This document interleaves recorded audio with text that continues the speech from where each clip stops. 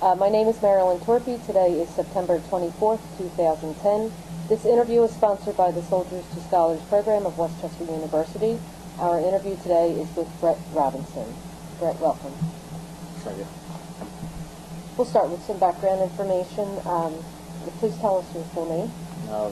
My full name is Bret Richard Robinson. And where were you born? I was born in Philadelphia, Pennsylvania. And how long did you live there? All of your life? Actually, we lived in Newark, Delaware until I was about 10. And then we moved to Wallingford, Pennsylvania. Oh, okay. And how about your family? Did you have a large family, small family? Fairly small. What was left of my father's family was still in Kansas, and what was in the local area of my mom's family was rather small. Was tight-knit family? Somewhat. And how about a religious affiliation? Presbyterian. What was your personality as a youth? Were you into sports? Were you academic? I would say probably a little bit of both. My mom was very involved with theater, and she's a professional director, and so I was kind of brought into that as growing up. And then my father he loved sports, so was doing that, and between the two of them, they were both scholars, so had a little bit of everything. And in the Philadelphia area, got to be a Philadelphia sports. Of course. Of course, go Phillies. And when did you decide to join the military? What went into that decision? I don't really know. I mean, it's a hard, surprisingly hard to answer that, because I think I've always had an interest in the military. I was a little reluctant at first. I wasn't sure exactly, if this was something I wanted to do. Parents were older, and they remembered all the things that came with Vietnam and that war, and they didn't discourage it at all, but they kind of facilitated the whole, you need to think about what you're doing and all of that, because you never know what's down the road. Right. Now, was this something that you were considering in high school, and then after high school, or did it just come up one day? It sort of came up one day. I remember I was taking a military a class through ROTC to fulfill a health and wellness credit, and the class was fairly easy, and I remember kind of spacing out and looking at this banner, and on it said Pennsylvania Army National Guard, 100% tuition paid here, and I got to thinking about my parents, and they were they had been talking about at what age do they want to retire and all of that, and I thought to myself, well, if they can pay for school, how often does the National Guard get sent anywhere? Right. So I what year was that? That would have been 2001. And that would be pre-September? Yeah, actually it would be, it would probably be early September, very early September. Okay, so that was the reason, because you saw that banner for the Guard. I mean, were you considering, the regular military rather than the National Guard? Well, I wanted to stay in school. I wanted to finish my bachelor's degree. I had always had. What university was that? Oh, that was Indiana University, Pennsylvania. Oh. And at that time, I knew I wanted to go to graduate school. It's some level. I didn't know exactly what that would be. But when I saw the banner, I thought to myself that this is probably at least save money for graduate school. Right. So then comes along 9/11. So how did that influence decisions, actions? It surprisingly didn't, even with the plane crash nearby. How close was that to Indiana University? It was probably about a half an hour, I believe. So it was, you knew a lot of kids who had gone home for pretty much the rest of that month, to make sure their family was okay and everything else. And but it didn't really influence me. as much as I guess some other people I went to basic training with.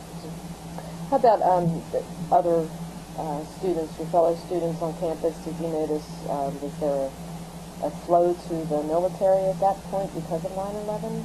Was it something that was discussed on campus? I didn't really hear people discuss it, but there was a sort of admiration to, everyone in the firefighting community at that time, and there was an explosion of yellow, flags on the back of cars and magnets and all sorts of Like a show of patriotism? catchphrases. Yeah. Right. So, when did you actually enlist with the National Guard? Would have been late February of 2002. Oh, okay. And did they immediately send you to a 2-week training, or was it weekends? No, they sent us to this sort of program that they did before basic training, kind of to get us ready for all of it. They had a drill sergeant there, and they basically yell at you one week in a month, and kind of get your feet wet into what lay, what was coming up, what was laid ahead for you.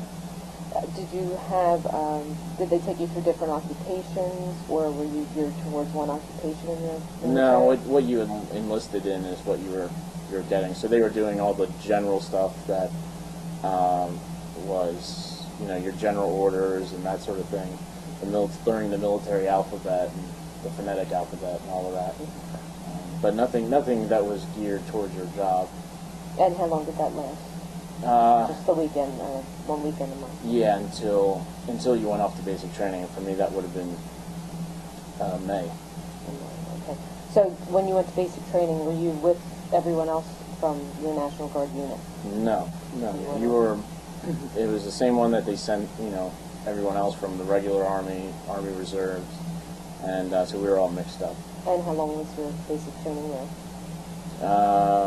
7 weeks, I believe, basic training, and then another 5 or 7 for individual training for AIT. Okay. And what was your occupation? I was 11 Bravo, which is the infantry. So your basic training was, I'm sorry? Fort Benning, Georgia. Fort Benning, Georgia. And if you could take us through that process a little bit, you said it was 7 weeks. So during that 7 week time... Well, it was probably about 7 weeks with reception and everything else. And what happens is when you first get there, they kind of put you in this big, giant warehouse of people. It's just a lot of different bays and areas that you basically sit around and wait until they call your name, and you go to wherever you need to go. It felt like you were habitually waiting for a meal because you would wake up, you would stand in line for breakfast, which could take hours because there's so many people that they would, after you ate, you go back upstairs for about an hour. If you had paperwork to do, they'd send you off to an adjacent building that all the offices and clinics, medical clinics for screening and that sort of thing were located in. And then you'd come back and wait for your meal again. Okay. So, would you, I don't know if you have the knowledge of this or not, but do you think it was more crowded than normal because of 9/11? Did you have a sense of preparation? From my understanding, it's all done by paragraph and line numbers, which basically there has to be an opening for you to enlist into that job. And they ask at the time of enlistment, what are your top 3 choices, and they go through the top 3, and whatever is available at that time is what you get. Was the choices that were offered, was that because of an aptitude test in the beginning? Did you have to take an aptitude test? Well, yeah, you had to take the ASVAB, the Armed Service Vocational Aptitude Battery, and they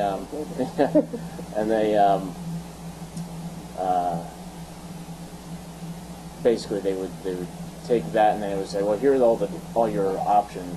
You can apply for anything, but these are everything you're qualified for. I qualified pretty high.